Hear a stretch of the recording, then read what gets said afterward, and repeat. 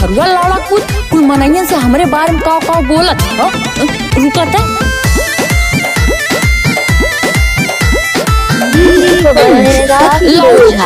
ई का तमाशा गोलियौले हवा आय दिल हमार तोड़लस ना तार जोड़लस एने ओने खाली फुफकार छोड़लस काहे बदल गइले ते चल गइले हमारो ना काहे कहल कइले रहल जवन गौवा बाजार हो गइल हमार गलती देवा ने अब है खोस दे रहल जवन गौवा बाजार हो गइल दसी के नगिनिया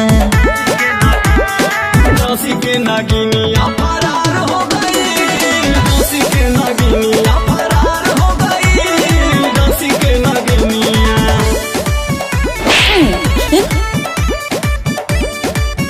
लौड़ू पूते दिन रात नचैबा बीन बजैबा अब गलती हमार देवा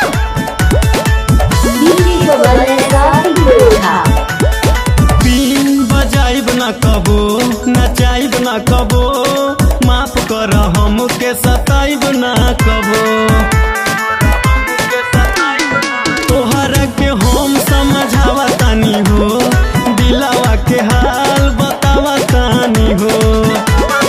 आखिर में पनाह वाला चार हो गई आखिर में चिथरू वाला चार हो गई दसी के नगिनिया फरार हो गई दसी के नगिनिया फरार हो गई दसी के नगिनिया करे चिथरुआ मदारी चलता का।